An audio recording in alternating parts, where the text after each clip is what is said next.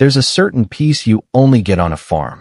The kind of quiet that lets you hear the breeze through the corn stalks and the sound of your own boots on the dirt.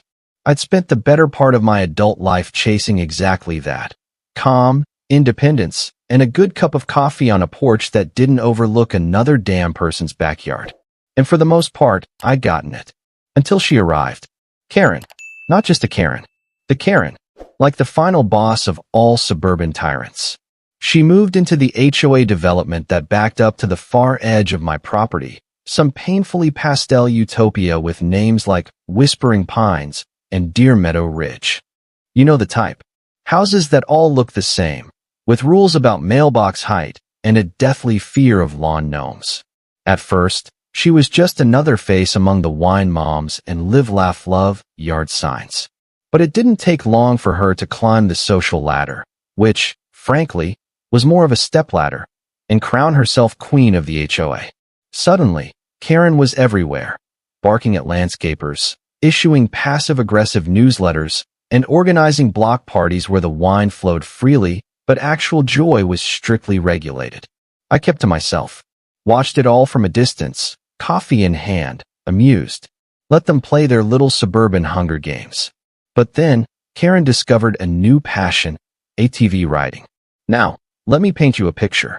Imagine a woman in her mid-50s, platinum helmet of hairspray, dressed head to toe in athleisure that's seen more Target aisles than gym floors.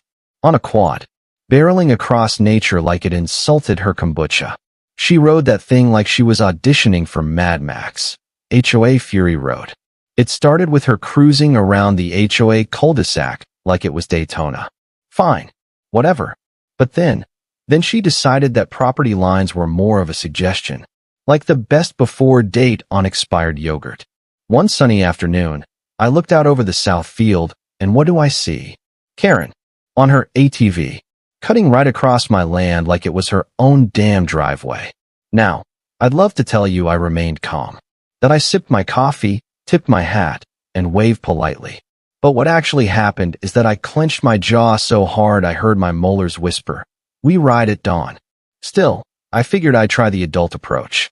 You know, conversation, civility, basic human decency. So I walked over to her house, knocked on the door. It opened after a few seconds to reveal Karen herself, dressed in what I assume was meant to be a yoga outfit, but looked more like liquor's revenge on fashion. In one hand, she held a drink in a mason jar, something bright pink with an aggressively curly straw. The kind of beverage that makes you lose IQ points just by looking at it. She didn't say a word. I introduced myself politely, told her I lived next door, well, across the field. Said I'd noticed she'd been riding her ATV through my property. Maybe she wasn't aware of the boundary lines. Maybe it was an honest mistake.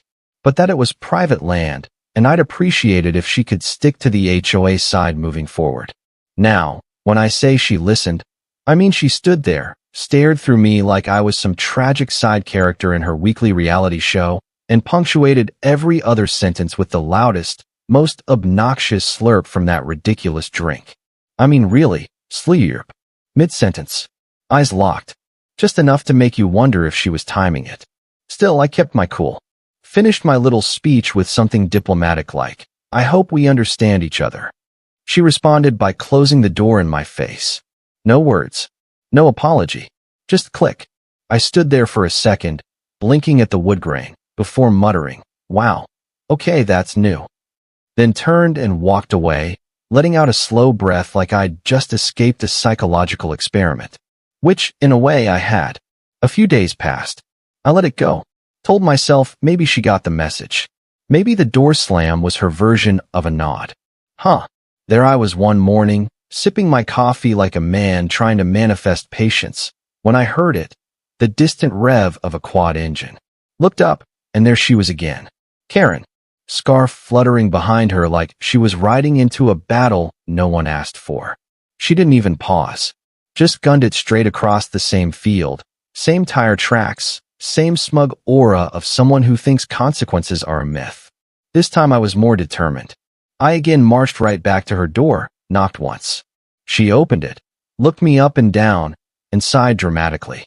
"Oh, you again." I gave her a tight smile. "Yes, me again. Because you, again, drove across my field. She just blinked at me like I was interrupting something vitally important, like deep spiritual meditation or a very competitive online shopping spree.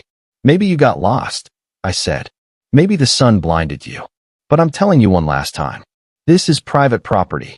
And next time, there will be consequences. She smirked, then let out a little dismissive humph, and, once again, closed the door without a word. No apology, no acknowledgement, just that same smug look that screamed, "Rules are for other people."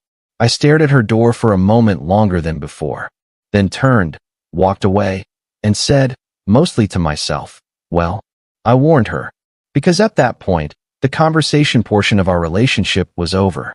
Now it was time for the fun part. The thing about people like Karen is, they don't believe in consequences. Not for themselves. For everyone else, sure. She'd probably fine a kid $50 for using the wrong shade of sidewalk chalk. But her? She could drive across a sacred temple and call it scenic detour. So I stopped hoping she'd respect property lines and started preparing for what I like to call field justice. Karen always took the same route across my field. Like clockwork. She was as predictable as HOA newsletters on recycled paper. That gave me the advantage. I didn't need blueprints. I didn't need revenge fantasies. I needed a shovel. And maybe a little fertilizer. I waited until just after sunset, when even the nosiest HOA retirees with binoculars went inside to recharge their pettiness. Then I rolled out the old Massey Ferguson. She's not fast, but she's sturdy, like a tractor version of Clint Eastwood. And she's got a front loader attachment that comes in very handy when you're building something Karen-proof. I drove to the exact spot where she cut across and started digging. Now, I didn't want anything lethal. This wasn't a Bond villain setup. No spikes, no trapdoors to secret dungeons. Just a good old-fashioned pit. About 5 feet wide, 4 feet deep. Big enough to stop an ATV. Small enough to deny plausible deniability. When I finished digging, I stood over it like a farmer Frankenstein admiring his monster. But of course, it needed a finishing touch. A soft landing, if you will. So I went back to the barn and hooked up my side trailer, loaded with something Karen would never dare approach on purpose, liquid manure. Fresh, steamy, straight from the source. I drove it back to the pit, backed up nice and slow, and let it rip. The sound alone was something special, kind of like a thick milkshake being poured into a hot tub. In the dark, with crickets for applause, it was oddly poetic. Once it was filled to a just right consistency, sludgy but not splashy, I drove over to the edge of my land, where Karen usually broke in like a bored trespasser and posted a sign. Private property. No trespassing. Trespassers will be prosecuted. Or worse. I even added a motion-activated camera for good measure. Old farm tech meets new age surveillance. This wasn't just about catching her. This was about documenting her trespassing. Back at the house, I pulled out my drone.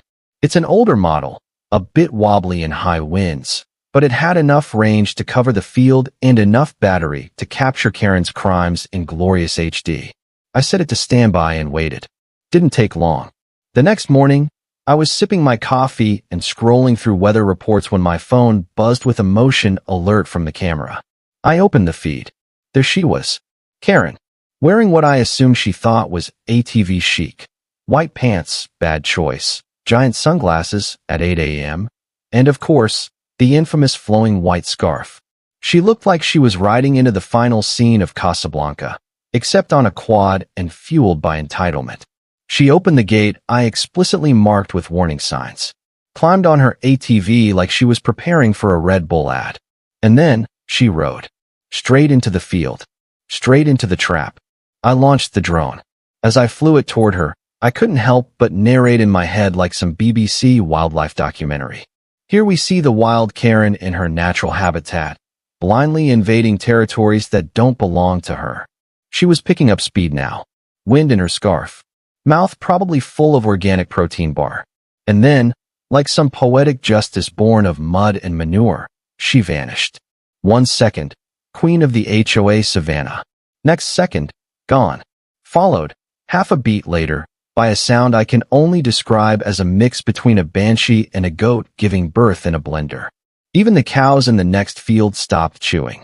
Birds shot into the sky from trees like they'd witnessed something holy. Or unholy, depending on how you feel about karma. I guided the drone in closer.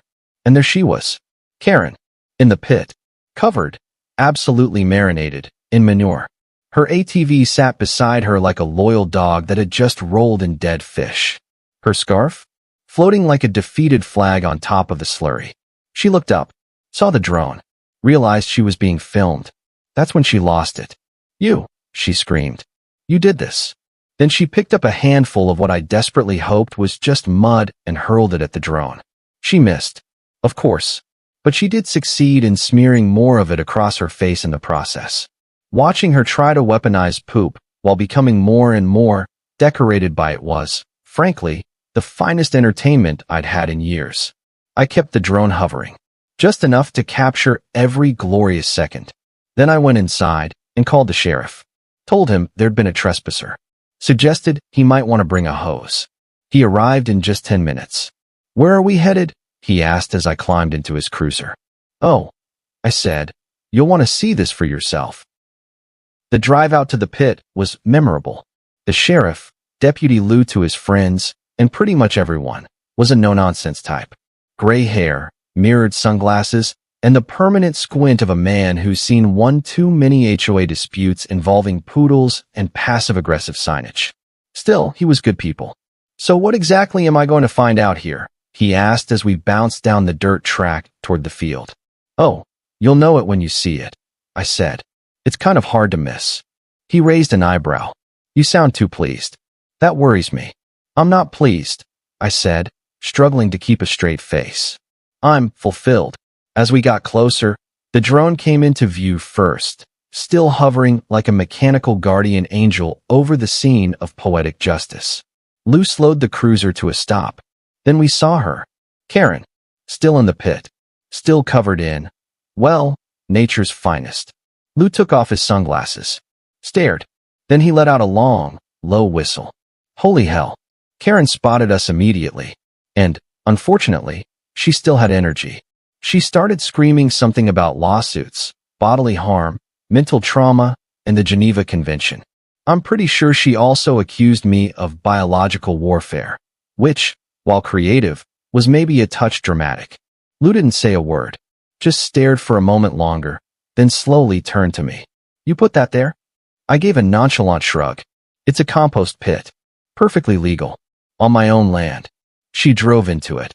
I added, helpfully. Karen shrieked. It was a trap. Yup, I said deadpan. A compost trap. For compostable behavior. Lou pressed his fingers to the bridge of his nose like a man reconsidering his life choices. Please tell me you've got a sign. I pulled out my phone and showed him the security cam footage of her breezing past the big bold letters. Private property. Trespassers will be punished. He watched it, nodded, and muttered, well, I'll be damned. Karen was still flailing, demanding to be rescued like she was the last survivor of a shipwreck. Except the only thing she was drowning in was her own ego, and about 400 gallons of fermented cow waste. I'm not getting in there, Lou said flatly. Karen's head whipped around. What? You're the sheriff. Lou leaned on the hood of his cruiser. Exactly. Which means I have a duty to public safety. You, ma'am, are hazardous materials right now. I grinned. I can bring the tractor. Karen's face went pale. Or at least I think it did. Hard to tell under the layers of brown. You can't be serious, she screeched. Deadly, I said. I'll even include the winch line and a cleanup fee. Lou nodded approvingly. That's more than fair. So I left to fetch my tractor. Rolled it down to the edge of the pit while Karen ranted about human rights and illegal detainment and the unholy alliance of law enforcement and agriculture. We hooked her ATV first, dragged it out like a wounded beast, manure dripping from every crevice. Then came Karen. We offered her a tarp. She refused. Said she wasn't giving me the satisfaction. Bold move, given the circumstances. I winched her up slowly, and when she flopped onto the grass beside the pit, it was like watching a villain get ejected from a cartoon spaceship. Covered. Defeated. Still yelling. At this point, Lou pulled out his notepad. "You're aware you trespassed, ma'am?" "He said a trap," she howled, pointing at me. "I said a compost pit," I corrected. "On my land. With a warning sign." "You ignored all of it." She started sputtering about lawsuits again, but Lou raised a hand. "Look," he said, "if you want to press charges for falling in a hole you were warned not to go near, be my guest. Court's going to love that, especially with drone footage, which I will be submitting as evidence." She fell silent. Briefly, but the war wasn't over. Karen had pride, and she wasn't about to let a manure bath and a lawman's logic stop her. Lou looked at me. "We can't just leave her here." "Oh, I've got a trailer," I said. "We can strap the ATV on it and deliver both her and the evidence to the station." "You serious?" Lou asked. "I've never been more serious in my life." He smirked. "All right, you haul her. I'll give you an escort." And just like that, we were off. Lou up front, lights flashing. Me behind, tractor humming, trailer rattling. And on that trailer, the ATV. And Karen, sitting stiffly on it, arms crossed, absolutely seething, dripping from head to toe, with manure crusting in increasingly artistic patterns across her yoga pants. I can't confirm it, but I'm pretty sure one of the cows bowed her head as we passed, out of pure respect. Now, a slow-moving tractor pulling a manure-soaked Karen through town isn't what you'd normally call elegant. But with Lou's cruiser up ahead, lights flashing and sirens doing little courtesy whoops, it took on a kind of ceremonial weight, like some absurd reverse parade. We passed the edge of HOA territory, and that's when things got truly magical. We got rolling. Sheriff up front, serious and stoic. Me, riding my old Massey Ferguson with the confidence of a man who's just won psychological warfare without firing a single shot. And Karen, sitting on her ATV, on my trailer, looking like a piñata that lost a turf war with a septic tank. White scarf, now a grayish-brown banner of shame, stuck to her shoulder. Her sunglasses were gone. Her hair was, well, it had been hair. And everyone saw. Now I don't know what kind of spell HOA neighborhoods are under, but during the day, they're always out. Trimming hedges that don't need trimming. Watering already wet lawns. Inspecting mailboxes like they're defusing bombs. But today, they stopped cold. It was like time paused. First, one woman walking her poodle froze mid-step, leash dangling from limp fingers.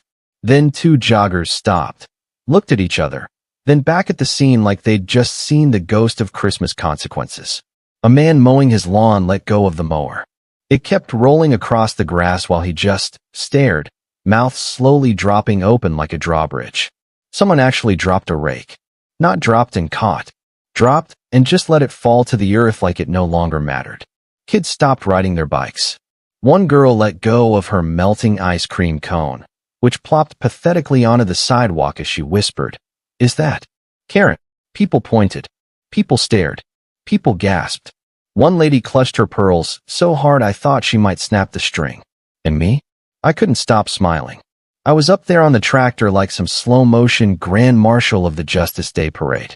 That grin, full 32 teeth.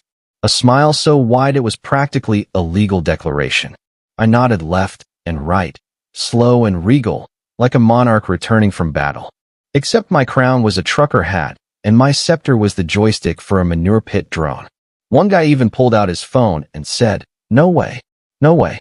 That's her. That's the queen of the HOA. What the hell happened?"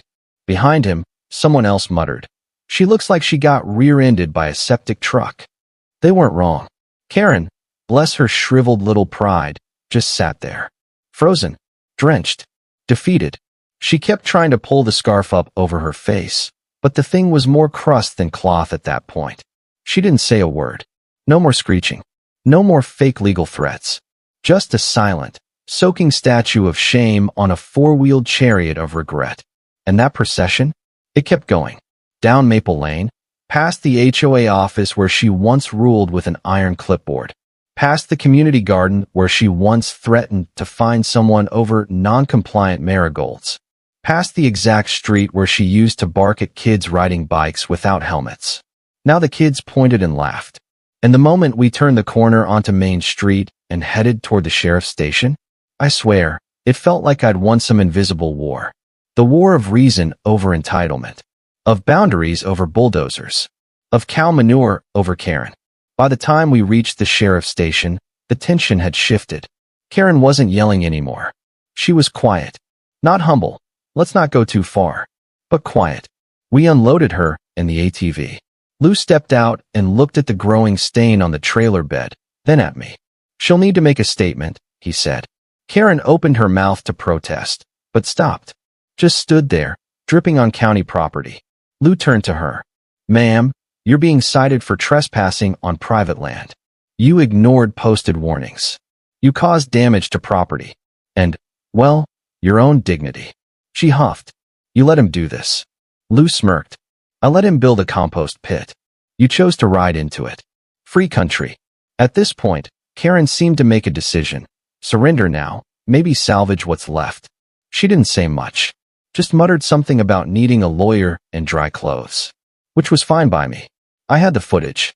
Drone video, security cam, stills, timestamps. Even a slow-mo shot of the exact moment her ATV hit the edge and launched her into the pit, like she was being sacrificed to the gods of land ownership. It was, frankly, beautiful. We left the ATV behind at the station. It would go to the impound as evidence, and Lou waved me off. Thanks for the transport. We'll file charges and keep you updated. Oh, I'll be waiting, I said. But that wasn't the end. Karen, as it turned out, decided to take the path of least resistance. The footage had already gone viral online by the next morning. Viral. Thousands of views. People remixing her scream into dubstep. Someone photoshopped her in the pit like it was a hot tub ad. She knew she'd lost, which is probably why she agreed, without a fight, to pay the full damages. Property repair, legal fees, trailer cleanup, drone lens replacement. I may have flown too close during the manure hurling incident, and a generous settlement for emotional distress. That last one was mostly for me, but I'll admit it was also for my poor drone, which nearly died that day in the line of duty. Karen moved out of the HOA 2 weeks later. Rumor was she sold her house at a loss, packed up her yoga gear, and relocated somewhere in the desert where no one knew her. Good for the desert. But the legend? The legend stayed behind. Life after Karen felt peaceful. Like the land itself sighed in relief the moment her SUV disappeared over the horizon. Tailpipe sputtering, trailer full of shame and resentment hitched behind her. I went back to my routine. Early mornings, the smell of fresh hay, coffee on the porch with not a single muffled ATV engine in earshot. Except now, when I drove the tractor into town, people waved a little longer, smiled a little wider. Sometimes they'd whisper to their kids, "That's him. That's the farmer." One time, a boy around 8 or 9 pointed at me and said with awe, "Is it true? Did she really fly into the poop pit?" I smiled. Well, I said, she didn't fly. More like, glided. Briefly. His mom laughed so hard she nearly dropped her groceries. The video kept circulating online for weeks. Someone even added dramatic music to it, like the intro to Gladiator, except instead of Russell Crowe, it was Karen screaming and flailing in a puddle of farm justice. Comments flooded in. This is the origin story of a man I want to be friends with. Karen got composted like a biodegradable receipt. Justice is real, and it smells like cow poop. Honestly, I didn't care much about the internet fame. I didn't need the spotlight. But I won't lie, when strangers started showing up at the edge of my field taking selfies near the infamous pit, I might have added a little sign. Historic site. Karen's fall from entitlement, EST. This week, tourism wasn't exactly booming, but every so often a car would slow down. Someone would lean out the window, and I'd hear, "You really got her good, man." Yeah, I did. And what became of Karen? Well, her name stuck in the HOA like mildew. People brought her up in meetings, usually as a warning. As in, let's not have another Karen situation. I heard someone tried to nominate a new president for the neighborhood association and was immediately met with, only if they swear a blood oath not to own an ATV. Her spot in the social circle? Empty. Her wine glass? Symbolically shattered. Her yoga mat? Rumor has it someone threw it in the compost bin in her honor. I'm not proud of the fact that I printed one of the viral screenshots from the drone footage and stuck it to my fridge. Okay, maybe I'm a little proud, but only because every time I open it to grab a beer, I'm reminded that some problems don't need shouting matches or lawsuits. Sometimes, all it takes is a well-placed hole and a whole lot of manure. And as for the pit, well, it's still there. I keep it maintained. Not as a trap, just a compost pit, doing what compost pits do best. But if another Karen ever decides that property lines are optional and courtesy is dead, let's just say, I know exactly where to dig. So yeah, my life went back to normal. A little more peaceful, a little more legendary. And every once in a while, I catch someone looking at me with a glimmer of recognition. Sometimes they nod, sometimes they whisper, but my favorite is when they say it out loud. That's him. That's the farmer. The one who took down a Karen with nothing but a shovel, a tractor, and a truckload of justice. Damn right I did. Thank you for being with us. Please share in the comments where you are watching from and whether you liked everything, and see you next time.